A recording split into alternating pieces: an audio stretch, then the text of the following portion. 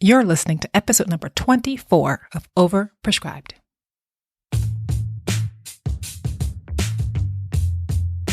Welcome to Overprescribed, the show that raises America's awareness on pharmaceutical medications in this country, all in an effort to help you, the everyday consumer, to live the safest, healthiest, and most informed medication experience possible.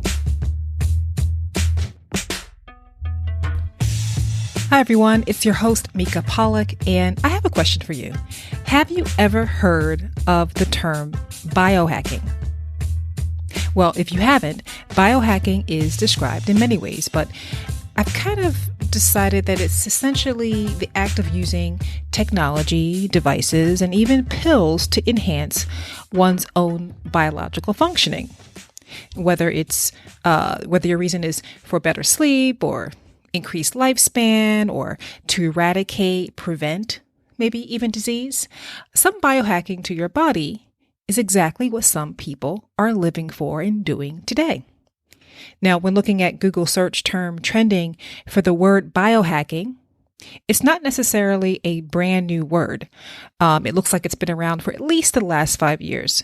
And there's been some noticeable spikes in mentions and trending of the term biohacking within the last year or year and a half. And some would argue that biohacking, the act itself, has been around for many, many decades.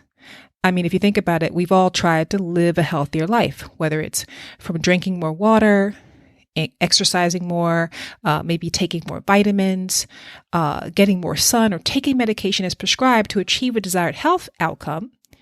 We've done it. But biohacking, the term itself, and the modern day concept of biohacking seems to take living a healthier lifestyle to an entirely different level.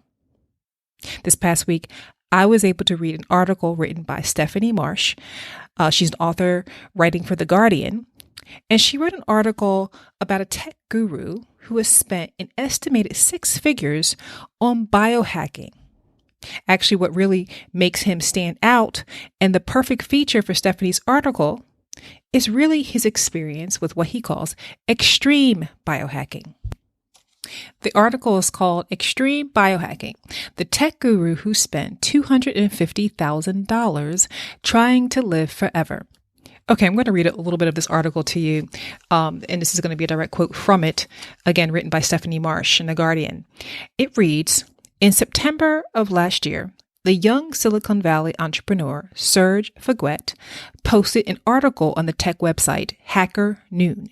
It was headlined, 'I'm 32 and spent $200,000 on biohacking.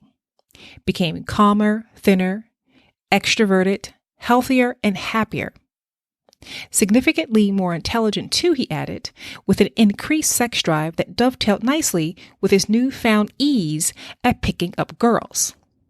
These last 2 points especially grabbed the attention of the site's hundreds of thousands of mainly male readers. The comment section under Faguet's story is full of admiration for his data-driven, problem-solving approach, though a handful of others dismiss Faguet as a psychopath, the embodiment of Silicon Valley's toxic Machiavellian bro culture. The article currently has 15,000 upvotes. His follow-up about increasing your intelligence by having sex and microdosing MDMA is the site's second most read article of 2018. In his working life as CEO or former CEO of a string of international startups, Faguet is ruthlessly pragmatic. He applies the same approach to his sole hobby, extreme biohacking. Biohacking is a buzzword that unites the high-tech, wellness, anti-aging, and science communities. At its most basic, it means doing things to your body or mind to make them function better. This could be as simple as eating more oily fish.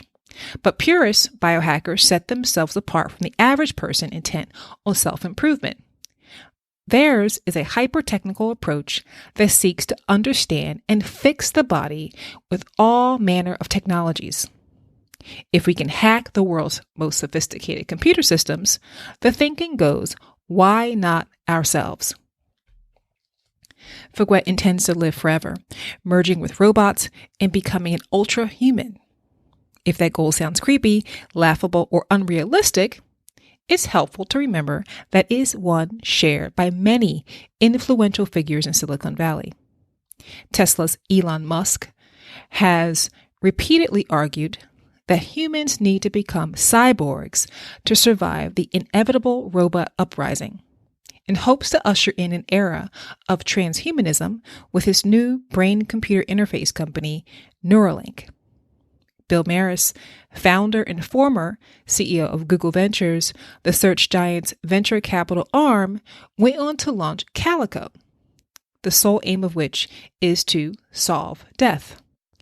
Last November, Sean Parker, the former Facebook president, described his vision of the future thus, quote, "Because I'm a billionaire, I'm going to have access to better healthcare, so I'm going to be like 160, and I'm going to be a part of this class of immortal overlords," end quote.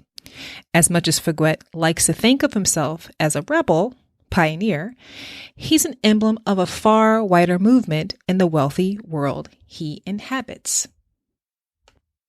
Okay, and I'm going to stop there because I want you to really read the entire article for yourself.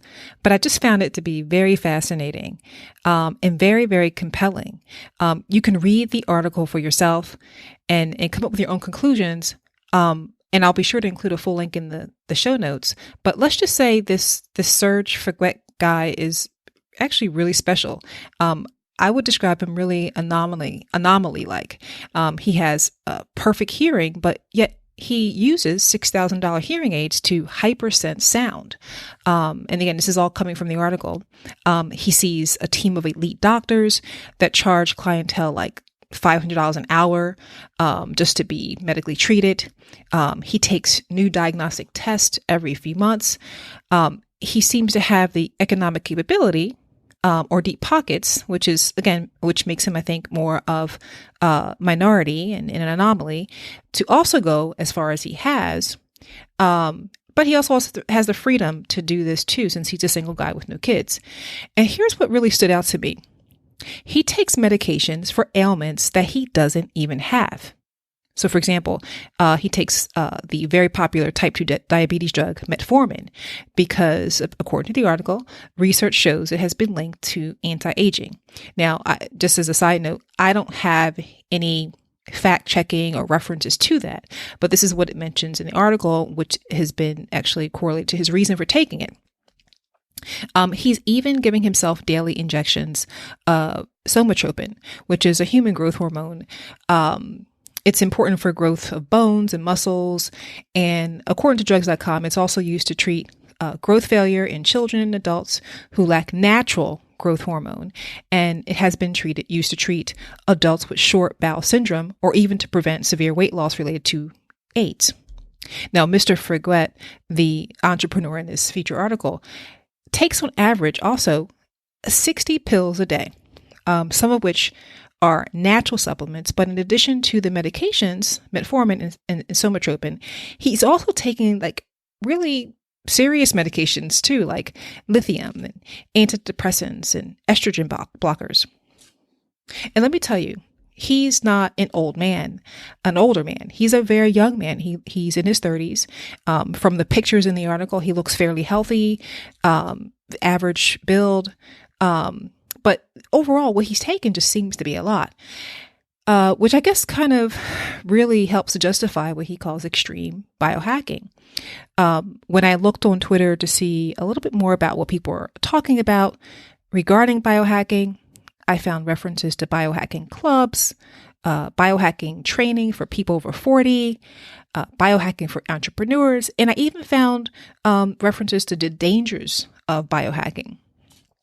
And while I can imagine that there are some sensible biohacking strategies that people can employ in their life, if this article has left me with any lasting thought, it's clearly that biohacking has the potential to go extremely far for some people.